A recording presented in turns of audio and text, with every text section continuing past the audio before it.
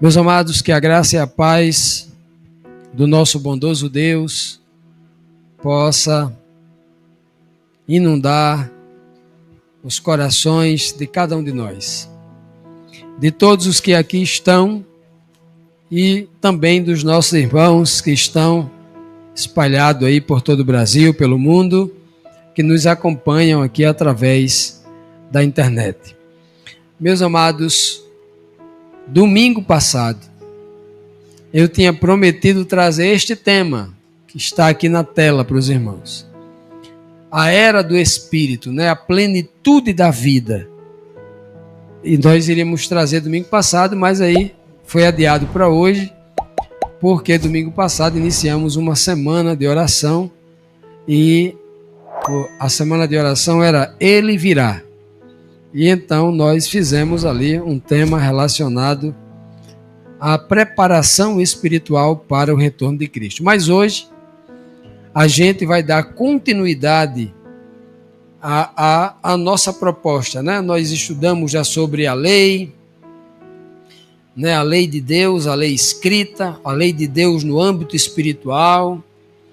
Estudamos sobre a nova aliança, não foi? Domingo retrasado. E hoje vamos estudar sobre como é viver na era do Espírito. Mas esse tema, a era do Espírito, eu não encontro isso nas Escrituras, claro, esse termo aí não se encontra nas Escrituras. É um título apenas nos chamando a atenção para o tempo da nova aliança. A partir do momento em que Jesus Cristo batiza a sua igreja com o Santo Espírito, ali a partir do Pentecoste, nós passamos a viver a era do Espírito, né? A era da Escritura antes de Cristo. Como diz o apóstolo Paulo, uma Escritura, leis, normas, estatutos, preceitos, escritos na tábua, no livro, no papiro, mas agora na era do Espírito é escrito dentro do meu espírito, na minha mente, né? Mente muitas vezes chamada de espírito. Então na era do Espírito, na era, segundo o apóstolo Paulo, Romanos 12, 1, né? Na era do culto racional, na era onde o homem tem que usar a razão, inspirada pelo Espírito de Deus. Portanto, a Igreja Apostólica nasceu marcada pela unção poderosa do Espírito de Deus concedido por Cristo aos seus discípulos. Homens e mulheres comuns foram revestidos e transformados por um poder espiritual sem precedentes. O medo se tornou coragem, a fraqueza se tornou em força, a divisão se transformou em união. Essa mesma unção que guiou a igreja primitiva lá no passado, continua disponível para nós hoje. O Espírito que concede dons também molda o caráter, renova e capacita o discípulo de Cristo.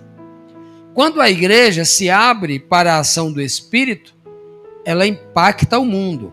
E é por isso que o Senhor quer exatamente na era do Espírito impactar, sacudir o planeta com um poder espiritual que primeiro transforma a minha vida, e com a minha vida transformada, aí eu posso então agora influenciar pessoas a também experimentarem essa mesma transformação.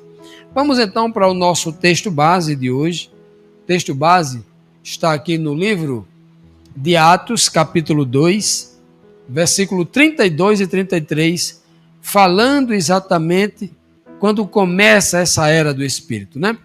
O texto diz assim, isso aqui é o apóstolo Pedro pregando lá no dia de Pentecoste, era exatamente o dia de Pentecoste, no centro de Jerusalém, multidões estavam ali passeando, estando na cidade, vindo de todas as partes, porque era uma festa, né? A festa de Pentecoste, e aí a cidade estava lotada de gente.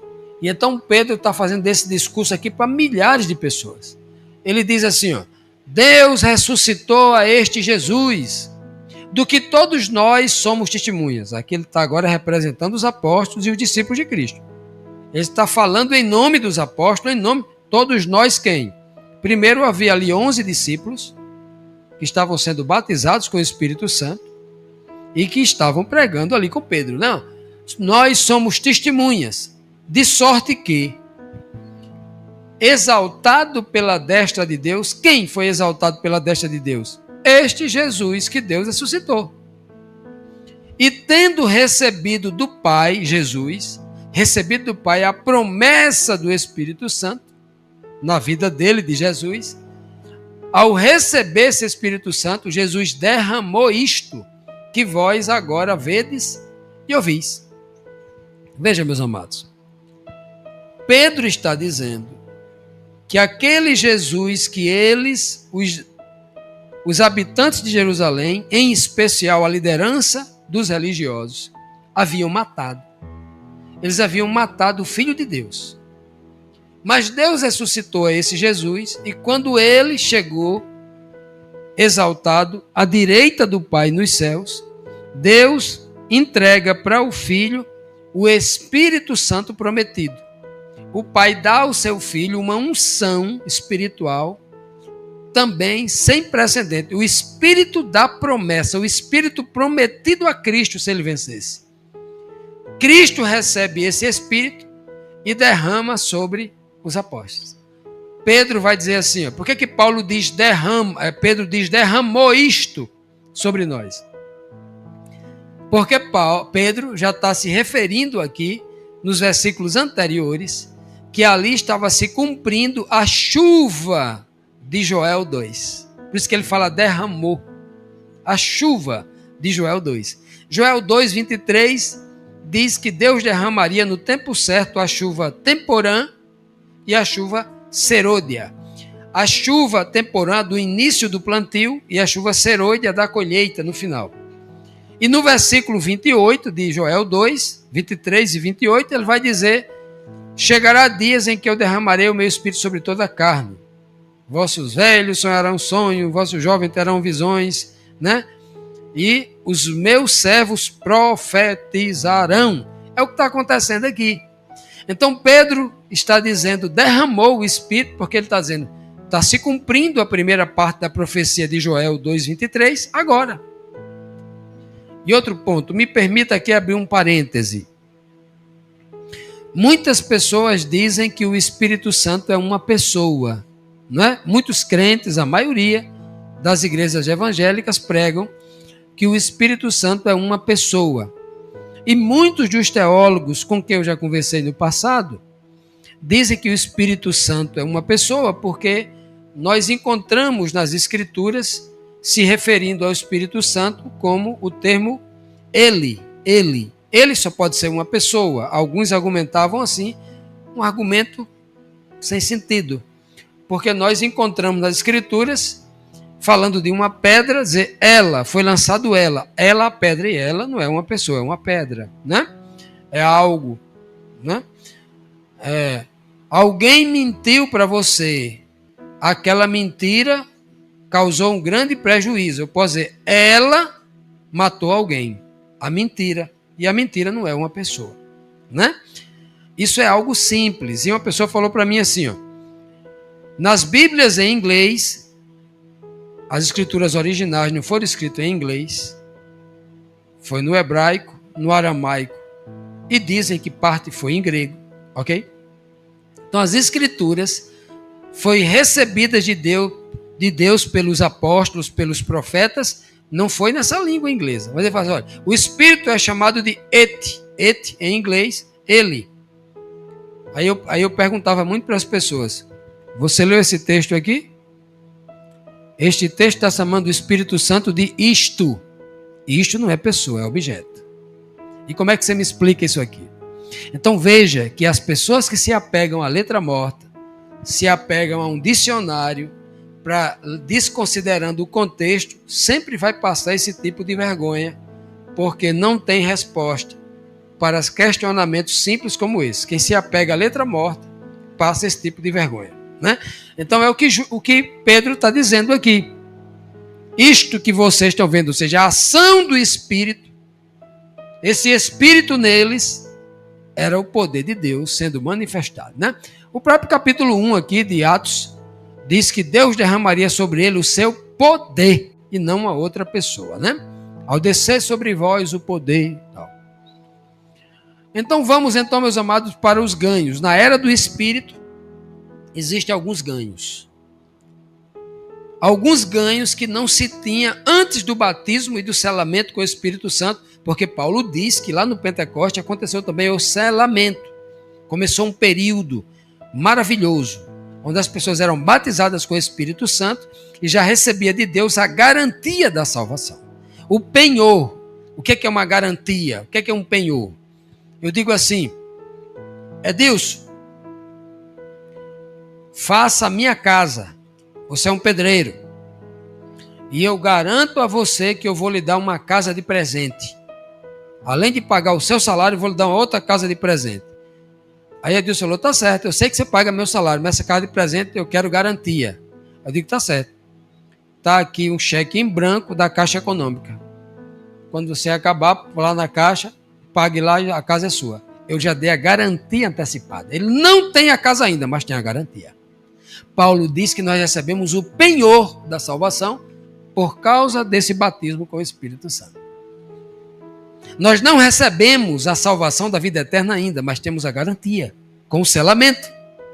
E isso é maravilhoso, porque já está garantido para a gente a salvação quando nós somos selados.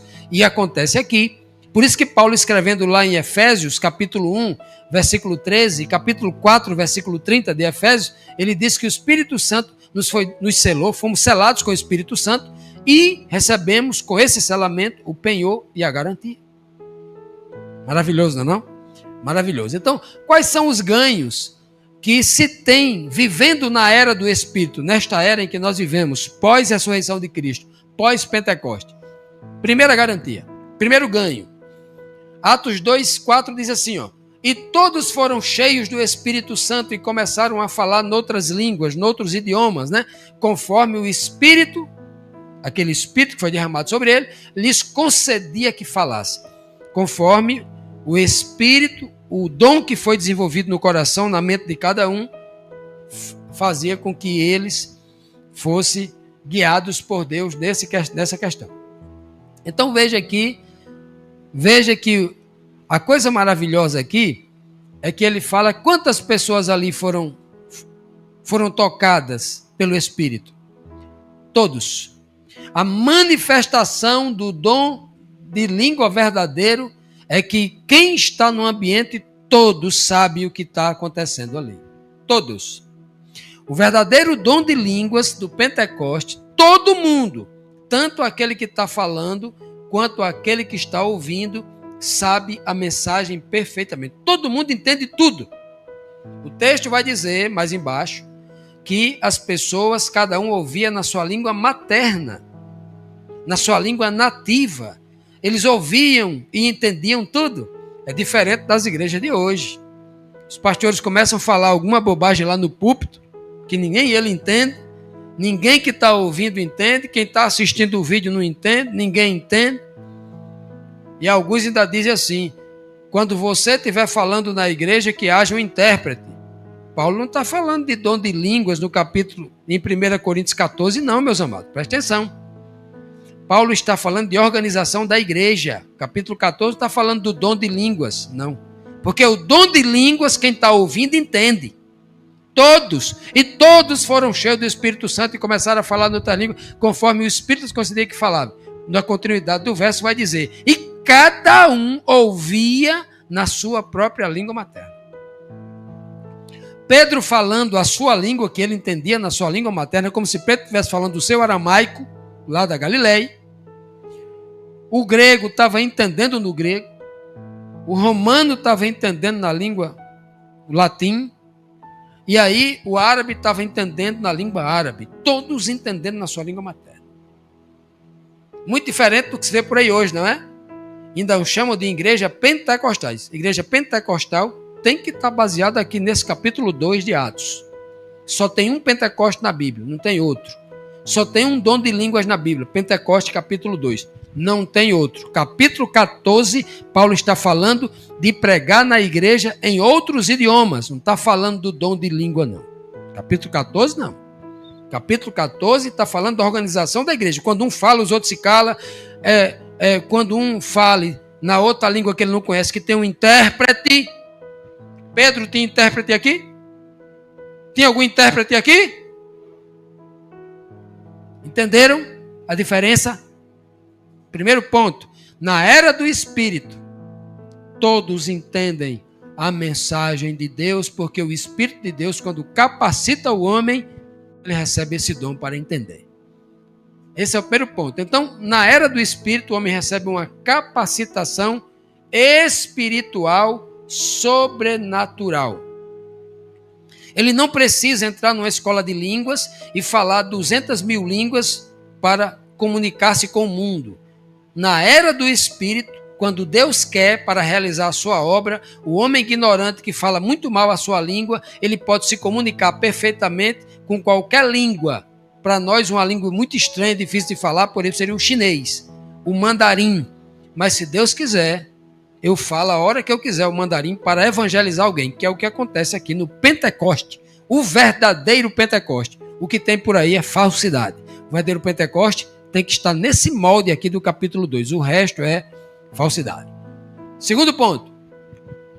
Atos 2:42. E perseveraram na doutrina dos apóstolos e na comunhão e do partir do pão e nas orações. Na era do Espírito, meus amados, sabe o que tem na era do Espírito? O homem recebe um poder para perseverar no caminho da santidade que ele aprendeu. Perseverar na doutrina dos apóstolos. Ele não fica mudando de ideia, porque fica no Facebook, no TikTok, no YouTube, no Kawaii, e com todo pastor que prega uma coisa, eu acredito nisso. Hoje eu acredito numa coisa, amanhã noutra. Não. Persevera numa única doutrina dos apóstolos. Quem tem o Espírito entende o que a Bíblia diz.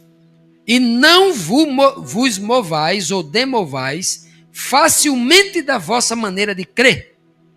Para que alguém te convença do contrário, ele tem que ter muito argumento claro, sentido óbvio da Bíblia, sem invenção filosófica. Não se mova, não mude da vossa maneira de crer, a não ser que alguém te convença com abundância de versos bíblicos no seu óbvio sentido, sem interpretação filosófica, sem compreensão contemporânea, moderna, porque a Bíblia inteira está sempre mandando voltar aos caminhos dos antigos pais. A Bíblia inteira é assim. O próprio Cristo, o tempo todo estava citando o que Moisés disse. Na verdade, Cristo nunca falou nada de novo da boca dele. Ele sempre estava citando as escrituras que Moisés falou, cada palavra, até quando enfrentou Satanás, ele sempre usou as escrituras, né, mostrando claramente como se pregava a palavra, né? Então, na era do Espírito, tanto o homem consegue perseverar, tem o poder para perseverar naquela verdade que ele aprendeu, perseverar na obediência, na santidade, né? E na unidade. Ele se mantém numa igreja onde várias pessoas são diferentes, têm gostos diferentes, famílias diferentes, hábitos diferentes, pensamentos diferentes, objetivos de vida diferentes, dons diferentes, né? Planos e projetos diferentes, mas eles conseguem manter a unidade, são unidos no mesmo propósito, quando se refere à obra de Deus, à doutrina de Deus, os projetos que é para salvar as pessoas, né? No ministério da reconciliação de Deus. Então isso é a era do Espírito, né? Na era do Espírito, o versículo 43 diz, Atos 2, e toda, veja, que a gente vai ler vários versos aqui, sempre no absoluto, todos, tudo, todo mundo.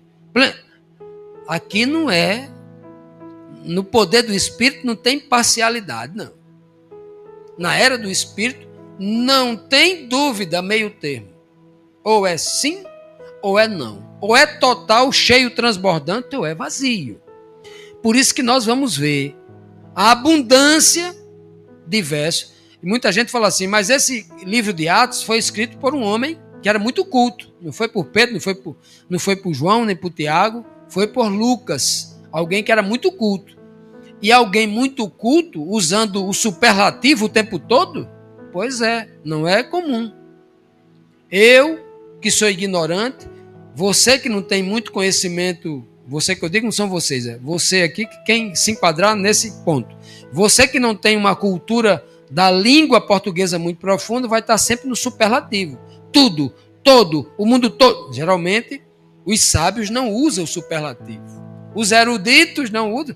Mas aqui no capítulo 2, o homem cheio do Espírito Santo é só superlativo. É tudo, é todo, é todo mundo, o tempo todo.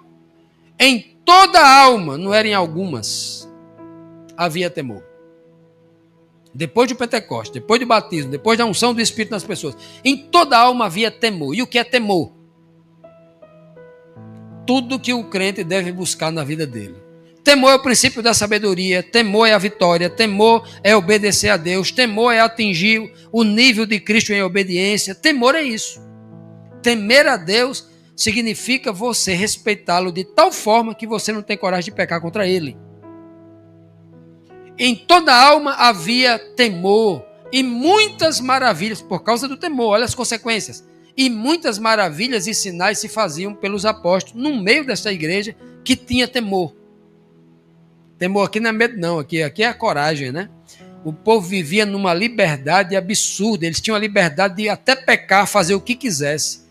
A igreja que eles pertenciam antigamente em Jerusalém era o tempo todo sendo vigiado para eles não pecarem. Agora eles eram livres e não pecavam não é porque tinha alguém vigiando, não. Era porque eles não queriam, porque havia dentro deles, do coração deles, o quê? O temor. Temor é algo espiritual, que vem por uma compreensão do amor de Deus, da sua palavra, né? Então, na era do Espírito, o entendimento e disposição espiritual para obedecer. Não era uma disposição para agradar o pastor da igreja, porque os meus irmãos da igreja estão me vendo e eu vou obedecer para não me tornar um escândalo. Eu vou obedecer porque é bom para mim, porque se eu continuar sem fazer bobagem na nave da igreja para os meus irmãos, aí eu vou ter o meu cliente advogado na igreja, eu vou ter o meu cliente que é empresário na igreja, e se eu sair da igreja eu vou perder de ganhar dinheiro, porque toda a minha relação das minhas empresas estão relacionadas com os irmãos. Isso não é temor? Isso é favor? Não é? Obedecer por favor, por interesse. O temor é diferente. Mesmo que você não tenha nada, que você não receba nada, promessa alguma tenha sido feita, você obedece porque você tem consciência de algo maior que vem da crença, né? Que maravilha! O verso 47 do capítulo 2 de Atos diz assim, ó, o que mais ele fazia na era do Espírito? Louvando a Deus. A igreja toda louvava a Deus. Não está falando em cantar, porque tem muita gente que canta para alegar o seu espírito carne, né? O seu cérebro. E o louvor aqui é diferente. O louvor aqui está no âmbito do espírito. A igreja louvava a Deus porque era algo que era do espírito. E a igreja caía na graça de todo o povo e todos os dias acrescentava o Senhor à igreja aqueles que se haviam de se salvar. Então, na era do espírito, quarto ponto aqui, a igreja fazia o quê? Louvava. Mas ela não era um louvor comum. Era um louvor tão verdadeiro, tão poderoso espiritualmente, que ele vinha seguido de um testemunho. A igreja louvava a Deus e agradecia a Deus pelas suas maravilhas, e isso refletia na vida social. Era um testemunho que muitas pessoas via aquilo, se convertia, era beneficiada pelos milagres, e elas se convertiam à igreja, e iam se salvando, porque a igreja louvava. Só no louvor havia isso. Já imaginou? O poder que esta igreja tinha era do Espírito. É nesta era. O Senhor dá o Espírito para que o povo tenha temor, para que o povo obedeça, para que nesta obediência ele persevere, não mova uma vírgula da obediência para Deus, e aí o Senhor opera desta maneira poderosa na vida da igreja. Aqui, na era do Espírito. O que mais tem na era do Espírito? Atos 4:31, saindo do capítulo 2 agora para o capítulo 4, o texto diz: e tendo orado a igreja de joelhos, tendo orado, aquele lugar se mexeu, houve um terremoto ali. Moveu-se o lugar em que a igreja, em que eles estavam reunidos. E todos, de novo, olha o superlativo aqui, ó, todos foram cheios do Espírito Santo. E anunciavam com ousadia a palavra de Deus. Todos foram cheios do Espírito Santo na igreja. Não foi o batismo que caiu num e no outro, não. Todos que estavam ajoelhados, ali 20, 30, 40, não sei quantos estavam ali, estavam orando por apóstolos que estavam presos, estavam sendo perseguidos pelos judeus em Jerusalém. E aí eles se ajoelhavam, oravam, e o lugar tinha terremoto, se mexia todo, uma resposta de Deus mostrando: eu estou com vocês, eu sacudo o mundo para livrar vocês. Eu balanço os alicerces do planeta para salvar vocês. A mensagem de Deus implícita ali. E ali, ó, essas pessoas, todas que foram batizadas com o Espírito Santo, agora todas anunciavam o evangelho com ousadia. Sabe por quê? Porque não existe ninguém que tenha sido tocado pelo Espírito que não pregue o evangelho com ousadia, com coragem. Com certeza. Na voz, no olho, né? O tempo todo. Porque quem tem o toque do Espírito Santo não vai ter medo de pregar a verdade, não. Vai pregar com ousadia. A igreja pregava. E qual era a ousadia de Pedro? Um Zé Ninguém. O ignorante. Ignorante com IN, né? Porque ignorante é IG. Pedro era um ignorante. Não era um ignorante, era ignorante. Ele vinha da Galileia. Aqui no capítulo, estamos 4:31, né? Se eu inverter o verso 1 aqui e botar na frente do 3, fica 4:13. Em Atos 4:13 vai dizer: Pedro e João eram dois ignorantes, não eram iletrados e indoutos, nem sabia ler nem escrever. Mas pregava com ousadia. No capítulo 2, quando ele foi cheio do Espírito, sabe o que Pedro disse? No capítulo 2: vocês, líderes fariseus, mataram a este Jesus que Deus ressuscitou. Isso é pregar com ousadia. É você acusar de assassinato diante das autoridades de Jerusalém, no palco de Jerusalém, no púlpito de Jerusalém, no centro da cidade, no núcleo de frente para o templo, dizer isso. Ousadia. Só quem prega com ousadia, quem tem coragem de pregar a verdade e pagar o preço, até com a própria vida, é quem é batizado com o Espírito.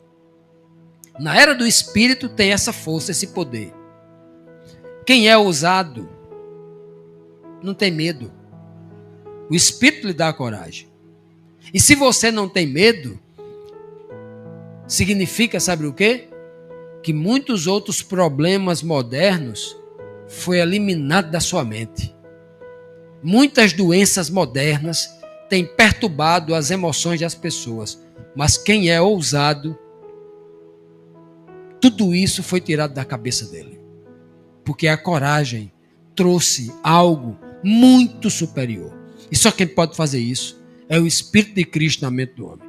É o batismo que Jesus faz com o Espírito Santo de Deus, né? O Espírito Santo dele. Mais um verso. Era do Espírito ainda. O verso 6, capítulo 6, versículo 7 diz assim: e crescia a palavra de Deus. A palavra de Deus crescia? Como assim? A Bíblia tinha 66 livros, foi para 67? Não é disso que ele está falando. Aqui é uma força de expressão. E crescia o número de pessoas que ouviam a palavra de Deus. E a palavra de Deus não estava só em Jerusalém. Agora já tinha chegado em Samaria, na Judéia, já estava lá em Corinto, na Grécia, em Roma, já estava chegando na Espanha, já estava na Ásia, chegou no Egito, na África, em todo lugar. A palavra de Deus crescia e avançava fronteiras. Era cada dia mais pessoas. É isso que ele quer dizer com crescia a palavra, tá bom? E crescia a palavra de Deus. E em Jerusalém se multiplicava muito o número dos discípulos. Uma cidade só de judeu. Os judeus todos contra Cristo, contra o cristianismo, dizendo que Jesus não tinha ressuscitado, haviam roubado o corpo dele.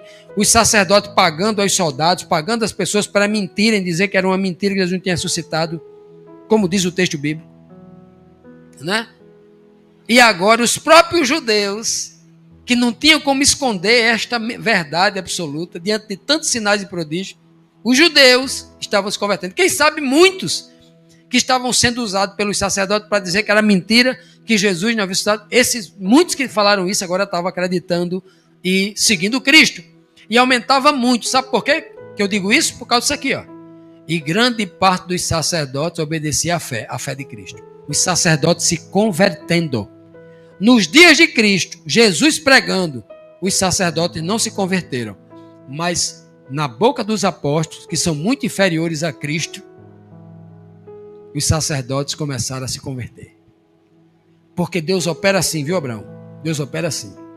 Deus usa as pessoas pequenas para envergonhar as grandes. As grandes são convencidas pelas pequenas.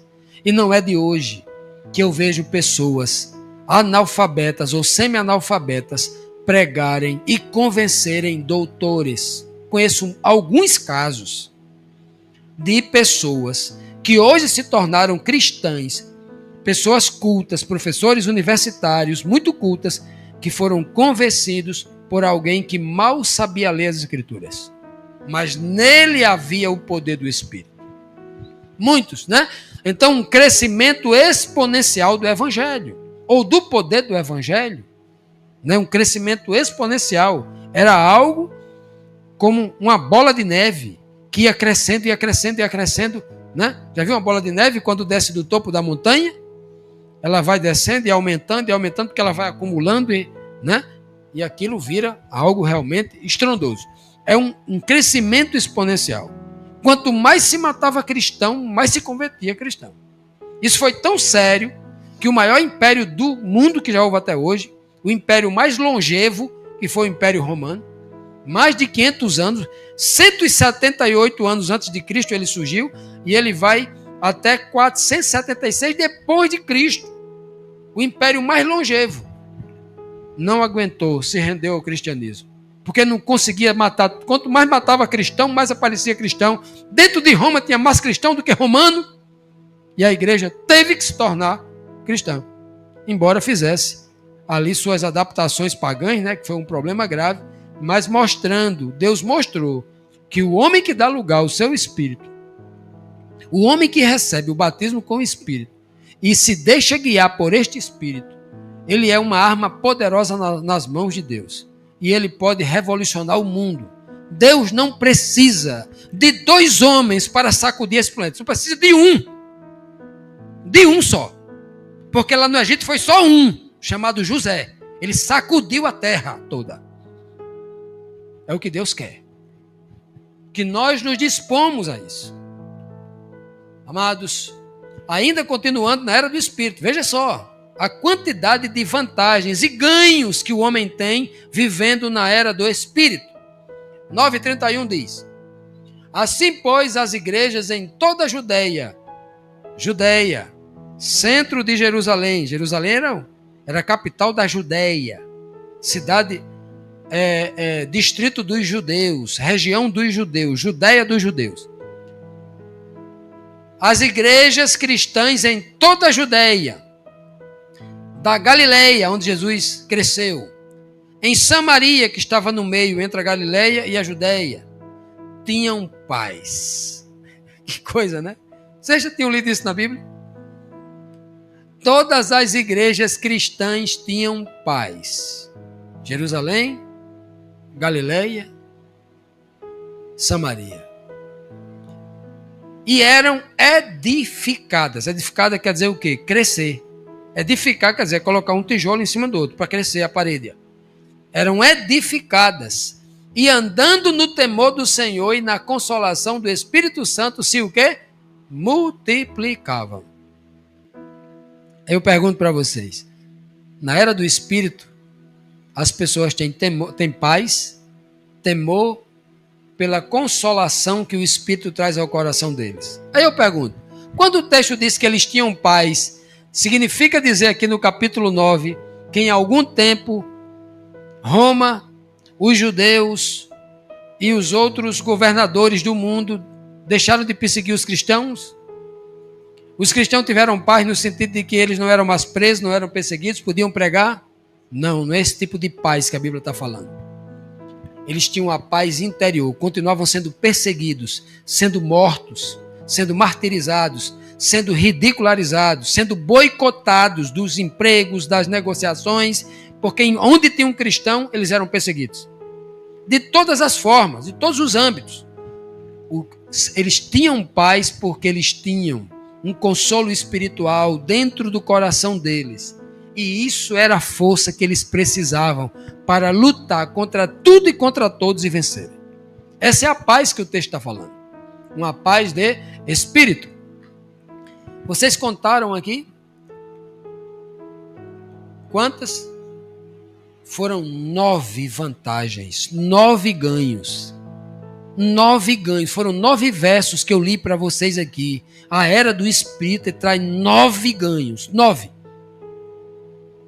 Assim como Paulo vai dizer lá, em Gálatas 5:22, os frutos, no singular, o fruto do Espírito, está dividido em 9 virtudes.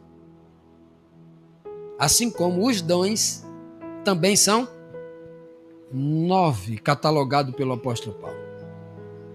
A era do Espírito é esta era fantástica que Deus deu para a sua igreja, para o seu povo.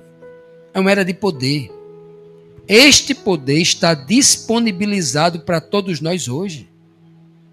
Só tem que lançar a mão e pegar. Só tem que se dispor a viver essa verdade. 2 ou 3 com esse poder, como eu já falei, sacode o mundo. Tem que ter a coragem, né? Primeiro, de receber. Então vamos aqui para as virtudes espirituais. Nesta era do Espírito, vamos para então as virtudes espirituais. Veja bem, eu trouxe aqui algumas. Eu quero ver aqui quem tem a curiosidade de no final me dizer quantas, né? Vamos lá. Olha, essas virtudes que o Espírito de Deus traz à mente do homem, para que ele sinta essa paz, esse poder, essa ousadia de pregar o Evangelho, a primeira é o amor fraternal. Cuidar um dos outros, está lá em Atos 2, 44, 45. A segunda é a unidade. O poder, olha, meus amados, é impossível uma igreja com 15 membros, basta 15, manter uma unidade. 15 é muito, né? Vamos botar 5, né, Abraão? Você sabe que 15 é muito, não é? Lembra daquela conversa que você teve com Deus lá, lá atrás?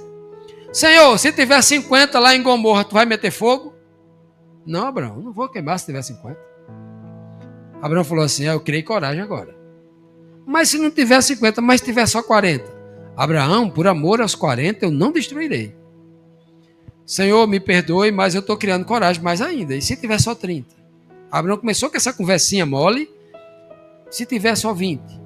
E se tiver só 15?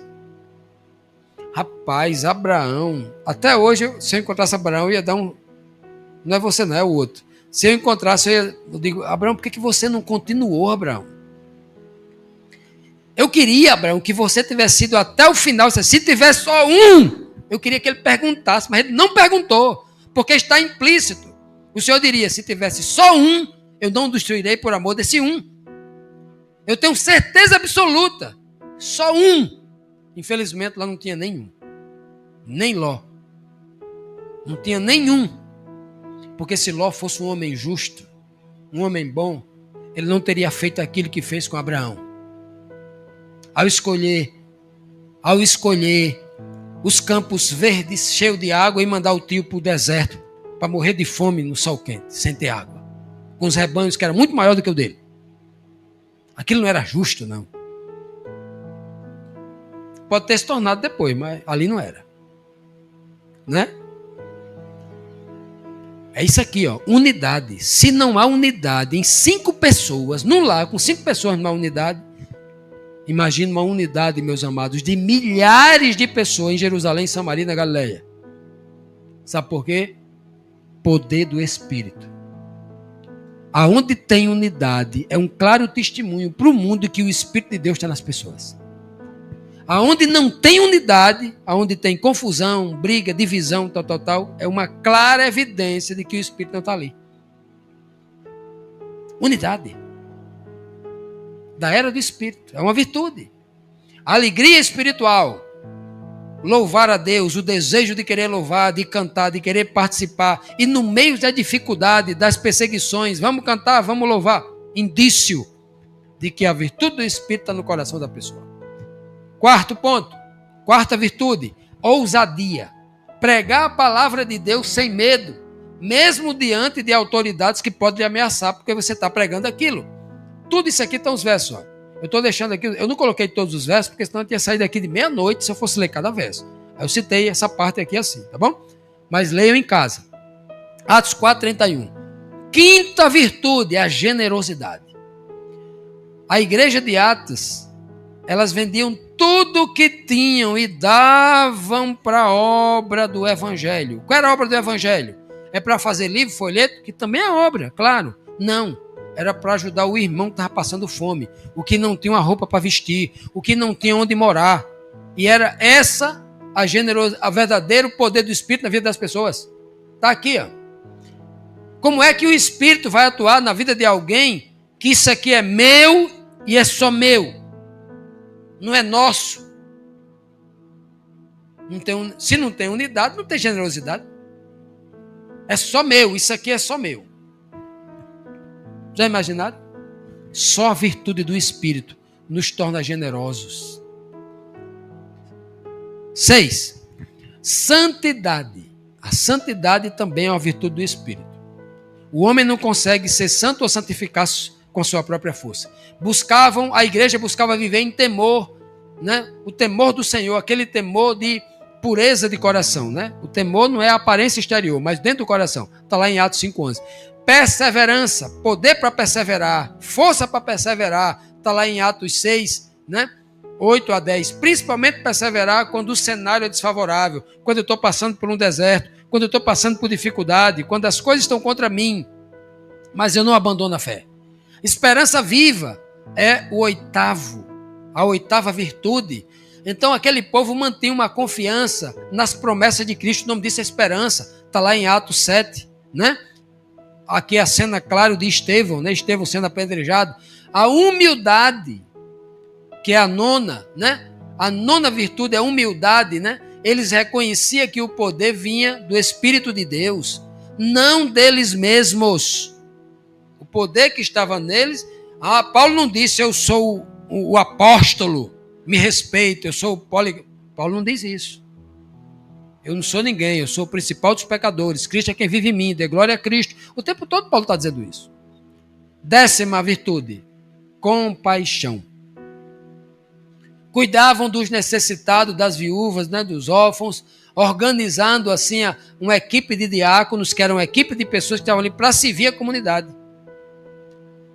Né?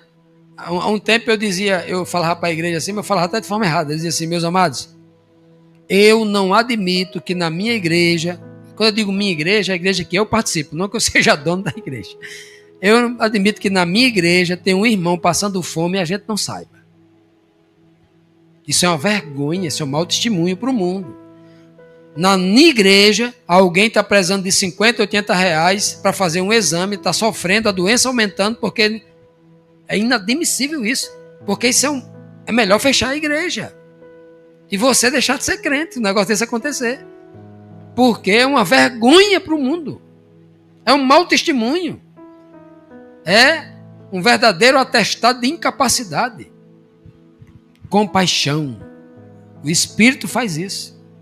Quando não tem Espírito, há muitos necessitados e ninguém ajuda na igreja. 10. Vamos para o 11 agora. 11. Fé inabalável. Na era do Espírito, a virtude da fé inabalável. O texto de Atos 9 diz que aquelas pessoas, eles creram tanto no agir de Deus, que acontecia milagres e conversões que eram impossíveis de acontecer. Vocês querem algumas conversões impossíveis de acontecer? A de Paulo, é impossível de acontecer a conversão de Paulo. A conversão de procuradores, de promotores de justiça, de centuriões, de grandes empresários da época, de homens poderosos que perdiam tudo por causa de Cristo. Vamos para a 12ª virtude. A obediência é uma virtude. Sabia que a obediência é uma virtude? No seu sentido perfeito, pleno? É. Mas eu me esforço para obedecer. Claro, você se esforçando, você faz ser obediente até um nível da aparência do mundo. Mas somente pelo poder do Espírito você atinge a obediência no nível de excelência, no nível de espírito completo, de todo o coração. Paciência, suportar as perseguições, suportar os irmãos com as suas dificuldades, com os seus defeitos, com aqueles que estão no início do caminho, que estão aprendendo ainda, que vai errar mais do que os outros. Suportar tudo isso, né? Paciência para tudo isso. Atos 16, 25. Gratidão. A gratidão é a 14ª virtude que a gente pode elencar aqui. A gratidão que faz o homem abrir os lábios e louvar a Deus, abrir a boca e testemunhar da grandeza de Deus na sua vida. E a 15ª e última virtude, discernimento espiritual. É quando as pessoas sabem distinguir a verdade da mentira, o engano, a malícia envolvida, a cobiça encoberta. Ele sabe discernir e se afastar de tudo isso. Eu pergunto para vocês, é vantagem ou não é viver na era do Espírito? Olha a quantidade de virtudes que Deus disponibiliza na sua mesa, num banquete, no seu self-service, para você pegar do que você quiser, para você se alimentar. Era do Espírito. Próximo capítulo, experimentando a plenitude. Somente na era do Espírito você experimenta a plenitude. Olha o que o texto diz. No livro de João, capítulo 16, já nessa era, João escrevendo 20 e poucos anos depois da ressurreição de Cristo, falando no epílogo, ou seja, voltando lá do futuro, sentindo o que ele está sentindo naquele momento, antes de falar do passado, ele diz, e todos nós, os apóstolos, também, todos nós recebemos também, não foi só vocês não, todos nós recebemos também, não foi só Cristo. Capítulo 1 está falando que Cristo recebeu a plenitude.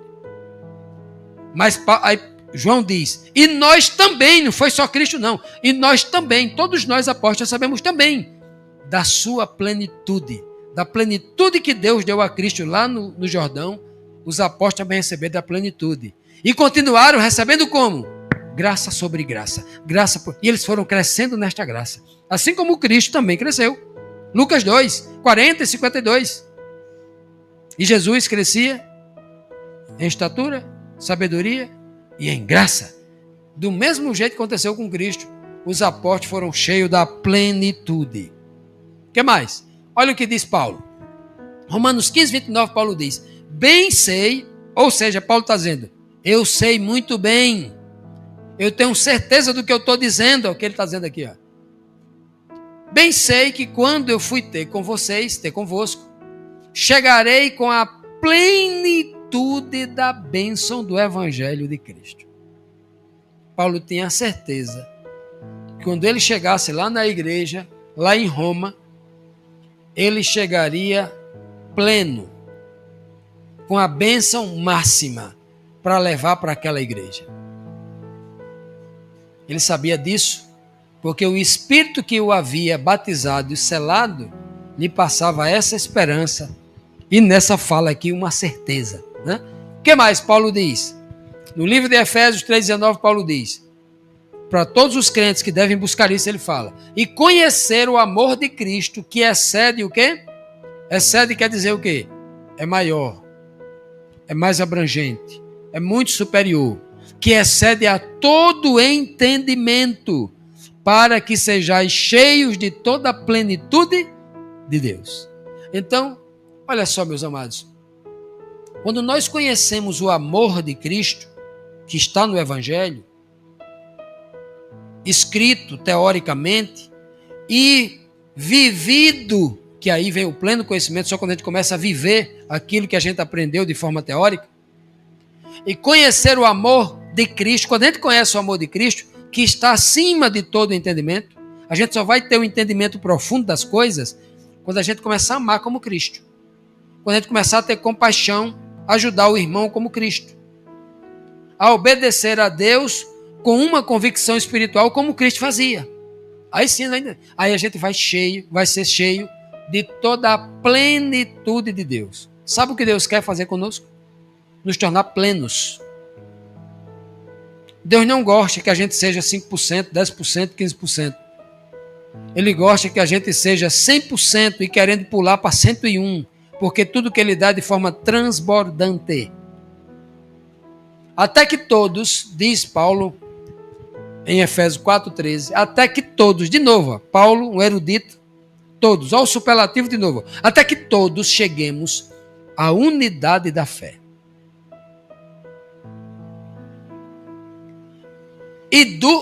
Primeira coisa, unidade da fé. Segundo, ao conhecimento de quem? Do Filho de Deus. Jesus Cristo, o Filho do homem, o Filho de Deus, aquele que se tornou Filho de Deus. Quem ele é?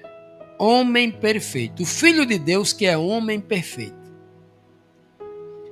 Deus quer que todos nós sejamos como aquele Cristo. Quem é o Cristo? Aquele que viveu 3 anos e meio na terra. Aquele é o nosso modelo. Aquele que foi batizado no Jordão e morreu na cruz do Calvário. Aquele que viveu naqueles 3 anos e meio é o nosso alvo. É esse homem perfeito que a Bíblia está dizendo aqui. Temos que chegar à sua medida, a medida da estatura completa de Cristo. Peraí, Paulo está dizendo que eu e você podemos chegar a ser igual a Cristo em caráter. A estatura aqui não é físico. Estatura, até porque tem gente maior do que Cristo. Porque de estatura fisicamente, né? Maior. Tem um jogador de basquete, o Michael Jordan, eu acho que é muito maior do que Cristo. Né? Então, estou falando aqui, meus amados, de estatura aqui é de estatura espiritual. A questão do caráter, a questão da obediência, a questão do temor, a questão, né, da confiança em Deus na fé. Então veja bem, meus amados, Paulo diz que primeiro devemos buscar a unidade da fé entre os irmãos. Depois disso, nos vem o conhecimento do Filho de Deus, o homem perfeito, até atingirmos essa estatura. Então vamos agora para a última parte, né? Vamos fazer aqui um momento aqui da transição, que tem que acontecer nessa era do Espírito. Uma transição. A transição quando o homem deixa de ser o ser humano pecador e passa a ser agora filho de Deus. Filho de Deus no sentido, obviamente, quando o Espírito de Deus habita nele. Quando ele passa a ser chamado filho de Deus. Paulo chama de adotivo. Nós somos adotados por Deus. Ele passa a ser o nosso pai e nós passamos a ser o seu filho. Mesmo sendo filho da raça humana pecadora. Olha o texto. João 1,12 diz assim: mas a todos quanto o receberam a Cristo como Filho de Deus. Recebeu aqui não é receber na casa e abraçar e dar um prato de comida. Receber é recebê-lo na fé. Aqueles que acreditam que Jesus é o Filho de Deus e confessam que ele é Filho de Deus.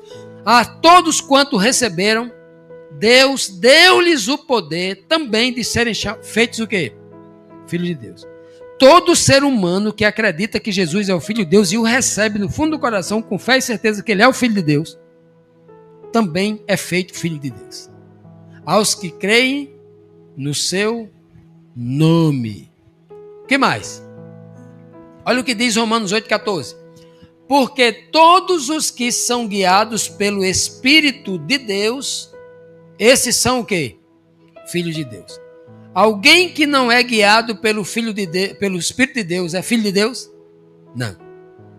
Ele continua sendo filho do homem pecador, filho de pecador, filho da raça humana, filho do homem mortal, mas filho de Deus ele só passa a ser quando o Espírito de Deus habita nele. E se o Espírito de Deus habita na minha mente, o Espírito de Deus vai estar o tempo todo dizendo: é assim, não é assim, é assim. E eu me lembrei agora, viu, Abraão, de um amigo meu que disse que se arrependeu do fundo do coração quando foi ensinar a esposa dele a dirigir no carro dele. Desculpe, a mulher dele que disse, quando aceitou que ele ensinasse ela a dirigir. Ele não queria pagar uma autoescola para ela e disse: eu vou ensinar. E ela aceitou. E ela disse que o tempo todo, enquanto dirigia, né, o marido dizia: entra para a direita, liga o pisca, para a esquerda, para a direita.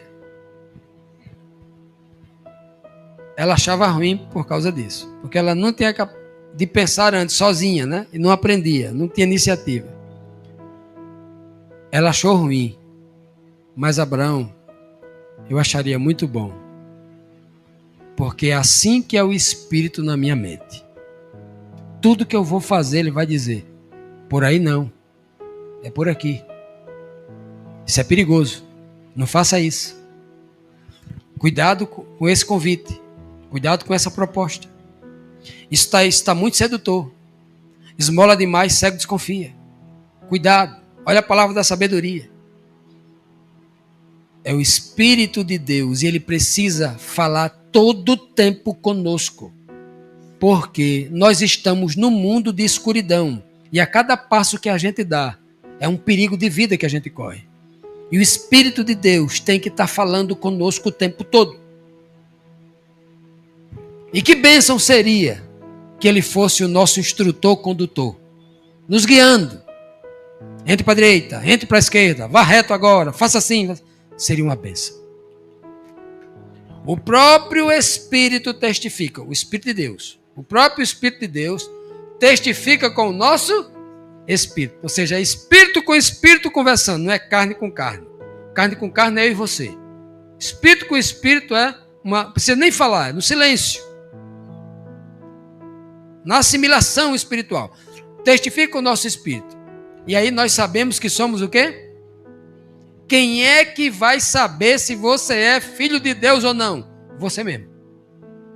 Porque é o próprio Espírito de Deus quem diz na sua cabeça. Não sou eu que digo para você que você é filho de Deus. Se eu disser para você que você é um filho de Deus, não acredite. Só acredite quando o próprio Espírito de Deus, que testifica com o seu Espírito, diga para você: você é filho de Deus. E aí, porque quando ele diz isso, qual é a certeza que você vai ter? É que você não é mais só filho. Você agora é também herdeiro de todas as promessas, diz o apóstolo Paulo. Se o Espírito de Deus já disse para Paulo que Paulo era filho, e Paulo tinha certeza que era filho de Deus, Paulo tinha outra certeza agora, que ele também era herdeiro. Herdeiro da vida eterna, de tudo que Deus preparou para ele lá. Ele era herdeiro de tudo aquilo lá. Herdeiro da glória, herdeiro do poder, herdeiro da riqueza, herdeiro da sabedoria, herdeiro do entendimento, herdeiro de tudo, da plenitude das coisas de Deus. O Pai fez ele ter esse direito. Que Paulo não tem direito a nada, pecador não tem direito a nada. Só tem dever, né?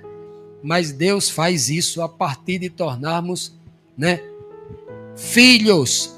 E Paulo diz ainda em Gálatas 3,26, é um verso que eu tenho no meu coração guardado. Porque todos os filhos de Deus, porque todos sois filhos de Deus. E eu me torno filho de Deus como? Pela fé em Cristo Jesus. O que significa dizer que é pela fé em Cristo Jesus? Quando eu começo a viver como Cristo vive. Quando eu começo a falar como Cristo fala. Quando eu começo a agir como Cristo agia. Isso é ter fé em Cristo. Não é dizer da boca para fora, eu tenho fé em Cristo, eu sou de uma igreja, eu leio a... Não. É quando você começa a viver como Cristo vivia. E, meus amados, aqui Gálatas 4,6 diz: e porque agora vocês são filhos, não são mais servos, passaram do nível de amigo de Cristo. Lembra? Eu sempre gosto dessa frase, porque é muito lindo. No Antigo Testamento, o povo chamava Deus de Deus. Só teve um cara, vou falar aqui na linguagem da gíria dos homens agora. Só teve um cara que teve coragem de chamar Deus de Pai. Davi. Aquele cara é grande mesmo, não é o Davi? Um homem espiritual diferenciado, Davi. Chamou Deus de Pai. Teve a coragem de chamar Deus de Pai. Era um poeta, né? Ele tinha essa liberdade. Olha só. Antigamente o povo chamava Yahvé de Deus. Senhor. Elohim.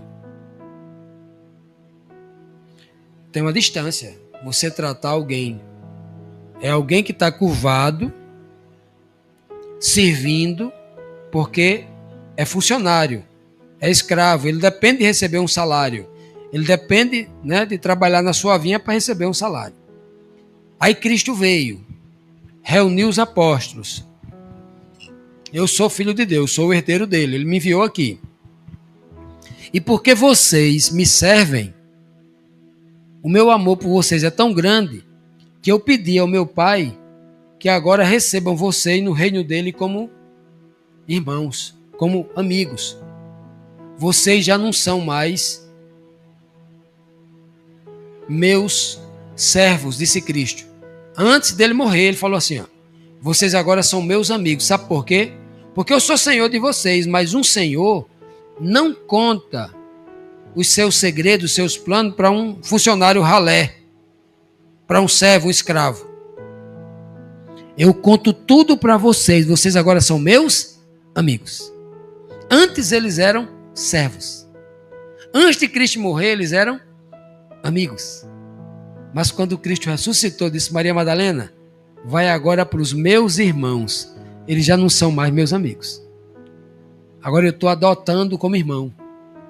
E por causa de Cristo, eu me tornei filho de Deus. Deus já não me chama mais de servo. Deus já não me chama mais de amigo. Ele me chama de filho. Por causa de quê? Da era do Espírito. Para você entender a grandeza do que foi a abertura da nova aliança ali no Pentecoste. Obediência e perfeição, para concluirmos. Para que a justiça da lei, veja o que Paulo diz aqui em Romanos, né? Falando da obediência. Obediência e perfeição. Eu quero tratar dessas duas questões na era do Espírito. Que não pode dissociar uma da outra. Para que a justiça da lei, veja que a justiça na lei, ó, se cumprisse em nós. Paulo está dizendo que a justiça da lei só cumpriria em nós quando? Na era do Espírito. Que não andamos segundo a carne, mas segundo o Espírito. Veja bem que o Espírito ele é dado a nós para que nós andemos na lei da justiça. Andemos na justiça da lei. O Espírito não é dado a nós para a gente pisotear a lei, para a gente jogar a lei no lixo, para dizer que os mandamentos passaram, para dizer outros absurdos que algumas pessoas andam dizendo aí pela internet, né? Contrário, olha o que Paulo está ensinando aqui em Romanos 8, né? Então, na era do Espírito, o Espírito é nos dado para que a gente obedeça e não pisoteie a lei, os mandamentos de Deus. No livro de Gálatas, que eles chamam muito do livro da graça, né? O que diz aqui, ó. Digo, porém, andai em espírito e não cumprireis a concupiscência da carne. Qual é a mensagem implícita por trás aqui? Andai em espírito e cumprireis a lei do Espírito. É o que está implícito. É o contrário disso aqui. Quando eu não ando no Espírito, eu cumpro os desejos da carne. Mas se eu estou no Espírito, eu cumpro a lei espiritual. Eu sou obediente a Deus. Está implícito. É justamente o contrário. Agora, os dois. Obediência e perfeição se encontram neste verso, que é o verso dos frutos, né? Ou o fruto no singular. Mas o fruto do Espírito é vamos contar se é 9 mesmo. Amor, alegria, paz, longanimidade, benignidade, bondade, fé, mansidão, temperança. 9. Contou aí? 9. Contra estas coisas não há lei. Ou seja, contra estas coisas não tem mandamento dizendo não seja manso, não seja temperante, não tenha fé, não seja bondoso. Não tem isso. Não tem mandamento contra isso. Pelo contrário, os mandamentos, por que ele fala não há lei? Porque todos os mandamentos começam com não. Não terás, ó Deus, diante de mim. Não farás imagem de escultura. Não tome meu nome em vão. Não transgrida o sábado. Não desonre pai e mãe. Não mate, não roube, não furte, não adultere. Não cobice. Não diga falso. É tudo não. A lei para um povo de dura servil é negativa, justamente para que eles comecem entendendo que é algo negativo, não se pode fazer. Mas na nova aliança é diferente, a linguagem é outra. A linguagem implícita é: faça isso, porque isso é bom. Que maravilha, né? Olha, 2 Coríntios 3,18, falando aqui agora da perfeição. Falamos de obediência, agora é perfeição. O verso anterior era as duas. Mas todos nós, com o rosto descoberto, refletindo como um espelho a glória do Senhor, somos transformados de glória em glória na mesma imagem. Eu continuo a mesma imagem aqui, ó. Eu continuo a mesma pessoa, mas de glória espiritual. O que está sendo mudado é o espírito. De glória em glória, como pelo Espírito do Senhor. Que maravilha!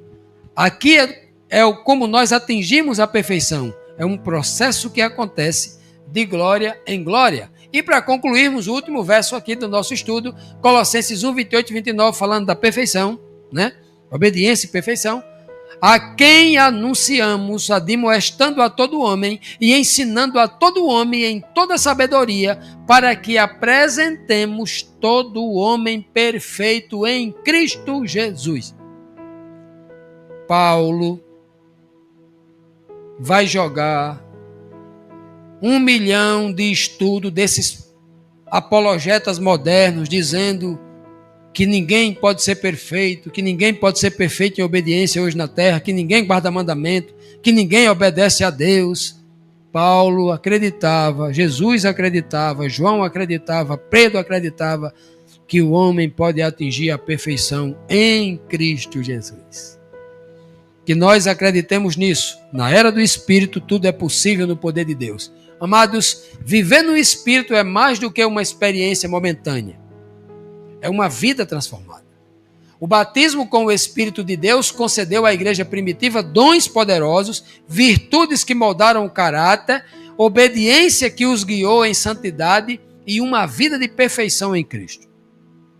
Tudo isso fez com que ele experimentasse a maior dádiva. Qual é a maior dádiva? Serem chamados filhos de Deus. Assim também nós, hoje, somos chamados a andar no mesmo espírito, produzindo no plural, os mesmos frutos, ou no singular, o mesmo fruto. Dessa forma, a nossa vida refletirá a plenitude de Cristo, de que somos filhos de Deus.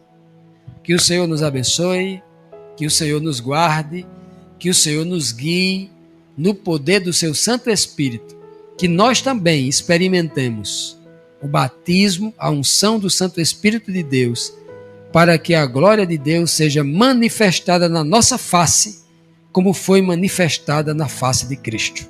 Amém.